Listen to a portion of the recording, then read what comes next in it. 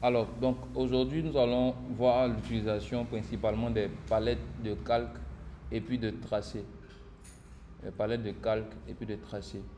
Donc, normalement, avec ce qu'on sait faire aujourd'hui, c'est-à-dire importer le dessin, et puis c'est là qu'Hélène va fermer son ordinateur, importer les dessins, créer les formes, les points d'ancrage, les coupes, tout ça.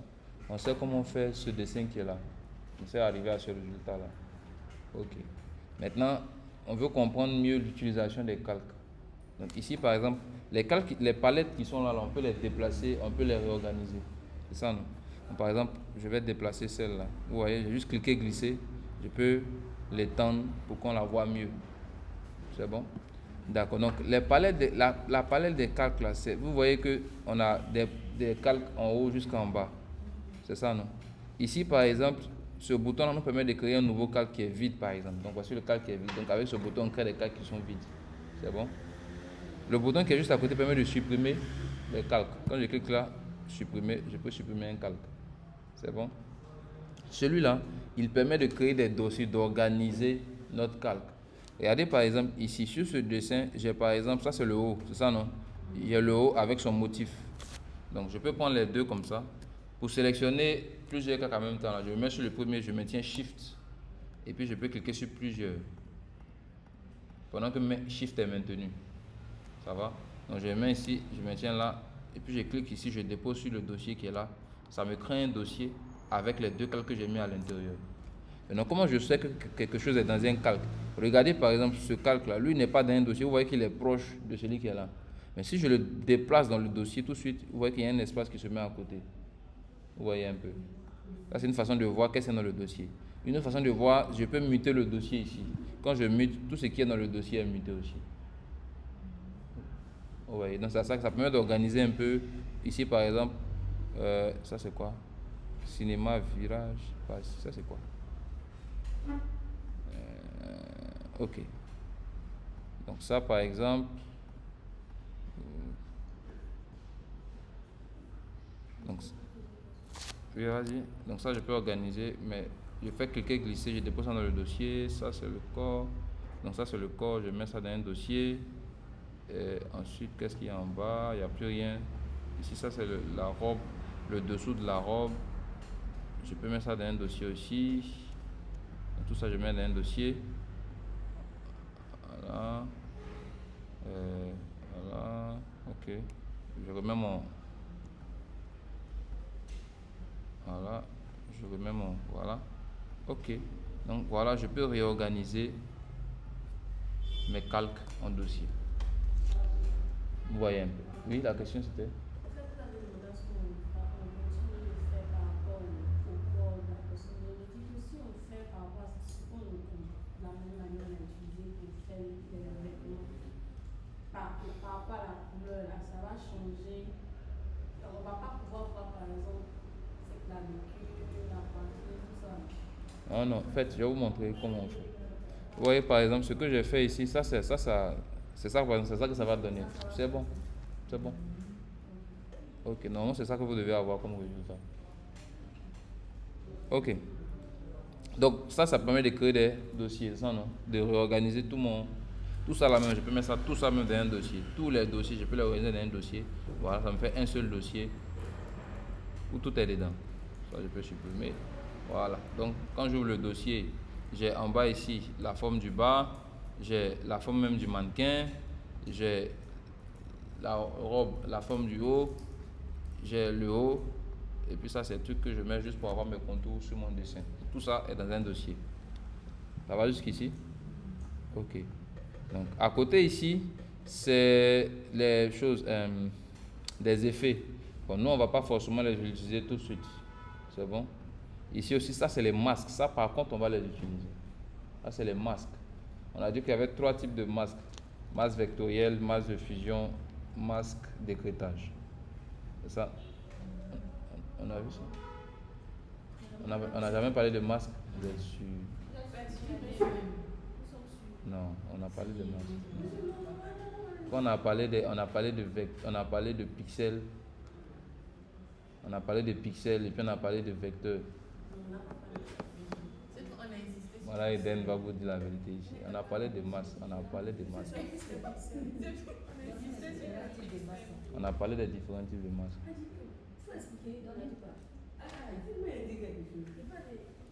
On a parlé des différents types de masques.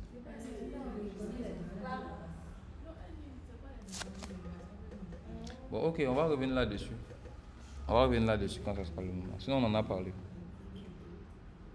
On a répété ça plusieurs fois ici. Ok, voilà. Donc ça, c'est la palette des calques, c'est ça, non? Ok, dans la palette des calques, en haut ici, on a deux options. Ça, c'est très important. Ici, par exemple, on a l'opacité et puis on a le fond. En fait, c'est la même chose. Ça gère la même chose. Ça gère la visibilité d'un truc. En fait, ça, c'est une autre forme de masque aussi. Les masques, là, ça permet de gérer l'opacité ou bien la visibilité d'un calque. C'est ça, non? Regardez, par exemple, je prends mon dossier ici et puis l'opacité, si je baisse à 0, tout ce qui est dans le truc va disparaître. Je mets à 50%. Je mets à 100%. Est-ce que vous voyez un peu? Maintenant, ici, par exemple, si par exemple, sur ce truc-là, j'ajoute dans les effets, dans les effets ici, j'ajoute un contour. Un contour que je mets en rouge. Vous voyez le contour que j'ai appliqué là. Ça s'applique sur tout le dossier, puisque c'est sur le dossier que j'ai appliqué cet effet-là, que vous voyez ici. Si j'utilise opacité, ça fait partie de tout, et la forme et l'effet. Mais si j'utilise fond, il va seulement pas faire partie le calque lui-même, mais il va garder l'effet. C'est la différence. Par exemple, même les effets aussi, on peut les muter, on peut les... Voilà. Regardez par exemple sur le corps, bon par exemple, on va dire ici, sur celui-là par exemple, je vais ajouter un effet. J'ajoute par exemple emporté. J'exagère. Je diminue la taille. Vous voyez l'ombre qui est derrière? Voilà. Donc, ça c'est l'effet par exemple que j'ai ajouté. Quand vous voyez un effet comme ça veut dire que j'ai ajouté un effet. Il y a deux façons d'ajouter des effets. Soit je clique ici, pendant que le calque est sélectionné, je sélectionne un des effets. Soit je double-clique sur la fin ici, 2 fois. Ça me fait apparaître le style des calques. C'est la même chose que ce qui est en bas ici. Je double-clique 2 fois. Je double-clique. C'est bon, rapidement 2 fois. Ça me fait apparaître le style des calques. Ça, on va voir ça un peu vers la fin quand on va appliquer les effets. Mais regardez par exemple, quand je baisse ici le fond. Vous voyez, le truc s'en va, le dessin s'en va, mais l'effet reste. Mais quand je baisse l'opacité, tout s'en va. C'est ça, non? Tout s'en va. Ok. Donc voici un peu. Maintenant, ça par exemple, ça c'est les deux choses qui sont là. Donc on a vu supprimer, ajouter, créer un dossier. Ça c'est une forme. Ça c'est une forme de... Excusez-moi. Oui, allô? Oui. On fait pas ça samedi. D'accord, ok, c'est pas grave. Donc, on se met là. Ok, on se rappelle quand même.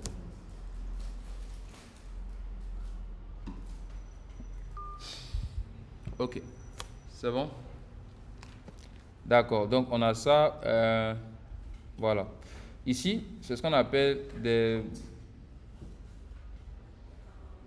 blending modes. On appelle ça des modes de fusion. En anglais, c'est des blending modes. Regardez par exemple ce que j'ai ajouté en haut ici. Là. Ce que j'ai fait, j'ai mon dessin en bas ici. Donc comme j'ai perdu mes contours, je rajoute mon dessin en haut. J'ai dupliqué mon dessin qui est en bas là, je l'ai ramené en haut. Mais quand je le ramène en haut, il masque tout ce qui est en bas. Est-ce que vous voyez un peu? Alors que moi, j'ai juste besoin de récupérer les contours sur mon dessin ici. Donc ce que je vais faire, je vais utiliser en haut ici ce qu'on appelle des masques, des modes de fusion. Les modes de fusion, là, ça joue un peu avec les couleurs. Regardez par exemple, quand je fais obscur ici, tout ce qui est en haut ici, là, il fait disparaître tout ce qui est dans mon dessin. Là, il va enlever tout ce qui est couleur claire. Tous ceux qui sont en haut ici, là, vous voyez que c'est par groupe. Tous ceux qui sont en haut ici, là, ils enlèvent tout ce qui est ils agissent sur les couleurs claires de mon dessin. Donc quand je prends par exemple produit, ce qu'il fait, tout ce qui est couleur claire, là, il fait disparaître ça. et puis il ne garde que ce qui est couleur sombre. Donc comme dans mon dessin ici, tout est blanc, sauf les traits de mon dessin. Donc quand je mets sur un truc là, il me fait disparaître tout ce qui est blanc pour me garder seulement que les contours de mon dessin. Donc ici par exemple, quand je mets sur un produit, vous voyez que j'ai récupéré mes contours de mon truc. Donc mon dessin est en bas, mais quand je le remets lui avec un mode de fusion produit, voilà le résultat qu'il me donne. Donc ça juste, il lui permet de jouer avec les couleurs par exemple. Là ça c'est l'inverse par exemple. Superposition, éclaircie, donc chacun a ses effets, lumière tamisée, ça. Donc ce qu'on va plus utiliser c'est celui-là, produit, celui qui va beaucoup plus nous intéresser. Donc tu demandais tout à l'heure, voilà comment on fait pour trouver les contours de notre dessin. Après même avoir ajouté les couleurs sur notre dessin. C'est bon. Donc ici on a ça, c'est le mode de fusion, ça c'est l'opacité, c'est bon. Ça après c'est des trucs qui nous permettent de bloquer, si vous voulez, d'immobiliser les calques. Par exemple, je veux travailler sur un calque, mais je ne veux pas qu'il bouge. Regardez, par exemple, quand je suis ici et puis je fais ça. Oui, il bouge, c'est ça, non? Je ne veux pas qu'il bouge, par exemple, CTRL Z. Je viens ici et puis je clique sur cadenas ici. Quand on veut cadenas ici, là, je peux tout faire sauf le bouger. Je ne peux pas le bouger. Impossible d'utiliser l'outil de déplacement car le calque est verrouillé. Donc souvent, vous voulez avoir besoin, par exemple, de bloquer un calque en particulier pour ne pas qu'il bouge trop. Donc c'est ce truc-là qu'on va utiliser. C'est bon? Ça, c'est la palette des calques. Je mets ça là. Voici un peu comment se présente la palette des calques. À côté, on a la palette des tracés. Ça se comporte exactement comme la palette des calques. La palette des tracés. C'est bon jusqu'ici? Ok. Donc, même chose, on a supprimé, créé, on a les masques aussi. C'est les trois qui vont nous intéresser. Généralement, quand on veut créer un nouveau dessin, ce qu'on fait, premièrement, c'est qu'on va d'abord créer un calque de tracé d'abord, avant de commencer même à créer les formes. Donc, supposons que je fasse tout ce qui est là, je ne garde que le dessin. Voici le dessin. Supposons que j'ai ce dessin là et je vais créer la forme, une forme. Supposons que je vais créer la forme de la jupe qui est là. Première chose que je fais d'abord, je viens ici, dans ma palette des tracés, je clique sur nouveau calque, je nomme ça robe. C'est ça, non? Si vous voulez. J'appelle ça jupe, c'est ça? Et puis à partir de là, je vais créer mes formes maintenant. Pendant que ça c'est sélectionné, c'est là maintenant que je vais prendre mon outil plume pour commencer à créer. Quand je vais finir, bien entendu, on sait exactement pourquoi est-ce que je mets les points là où je les mets. Ça, non, on n'a pas besoin de revenir là-dessus. Ok, quand je finis, vous voyez, ça a créé. Je vais agrandir un peu. Option de panneau. Je mets ça en bien grand pour qu'on voit mieux. Voilà. Voilà ce que je viens de créer ici. C'est bon? Donc ça crée ma forme. C'est ça, non? Ensuite, je peux continuer à travailler sur ma forme. Je fais mes modifications sur ma forme. C'est ça. Je suis toujours en train de travailler sur ma forme. C'est ça? Vous voyez, non? Vous allez voir que normalement, ça va.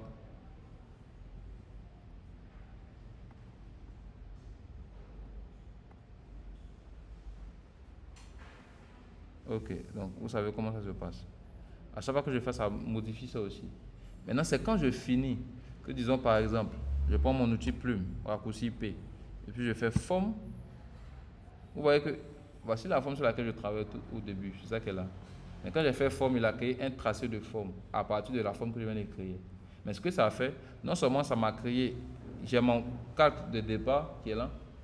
Quand j'ai créé la forme, il m'a créé un nouveau tracé à partir de la forme que j'ai dit. Maintenant, dans la palette des calques ici, la forme là est apparue là. C'est ça, non? Je reprends. Donc, j'ai mon tracé, plume. Regardez bien sur les deux palettes ce qui se passe. Quand je fais forme, vous voyez, ça a créé la forme ici. Ça a créé un nouveau tracé de la forme ici. Mais mon lui là, il est toujours là. Ça veut dire quoi? Ça veut dire qu'en sélectionnant, déjà, pour ne pas me mélanger, je désélectionne celui qui est là. Je me mets ici, sur tracé de jupe, celui qui est là. Et puis, je peux modifier mon tracé qui n'a rien à voir avec ma forme qui est là. Vous voyez que j'ai déplacé le tracé, non? Ok. Ça n'a rien à voir avec la forme qui est là. Lui encore là, je peux prendre mon supprime encore puis créer une autre forme encore. Vous voyez qu'on a deux formes maintenant. Tout à l'heure, je demandais comment on change la couleur de la forme. Je me mets ici sur la couleur je me mets ici sur la forme ici là. Je clique deux fois rapidement. Ça m'ouvre cette palette là qu'on appelle la palette des couleurs, sélection de couleurs. Et puis je me déplace juste ici, je sélectionne une couleur là. Ici, je sélectionne une couleur là. Du coup, voilà. Donc on a deux formes différentes. On est d'accord jusqu'ici? On se comprend jusqu'ici? Quand je sélectionne une forme, son tracé apparaît ici, qui est différent de la forme originelle que j'avais créée pour les deux. C'est ça, non? Donc je peux revenir à chaque fois sur les formes de tracé ici. Donc, quand vous voulez commencer à créer un vêtement, vous allez d'abord dans la palette des tracés. Vous créez un nouveau tracé en fonction de ce que vous voulez dessiner. Et puis vous dessinez d'abord le tracé. Vous ajustez le tracé. Quand vous finissez d'ajuster le tracé, maintenant vous créez la forme. Quand vous créez la forme, ça va créer la forme au niveau de la palette des calques ici. C'est bon? Mais faites attention. Parce que souvent, vous pouvez être en train de travailler. Et puis ça, c'est sélectionné. Ça aussi, c'est sélectionné en même temps. Et puis, quand vous prenez par exemple votre outil de sélection directe, vous voyez des trucs comme ça. Assurez-vous que sur la palette des tracés, là, quelque chose n'est pas sélectionné là-bas. Sinon, ça vous arrive, par exemple, supposons que ça, par exemple, c'est sélectionné.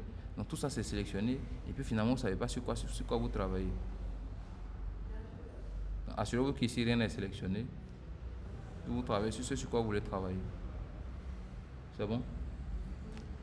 Donc, voici un peu comment se comporte la palette des tracés. C'est bon? Ok.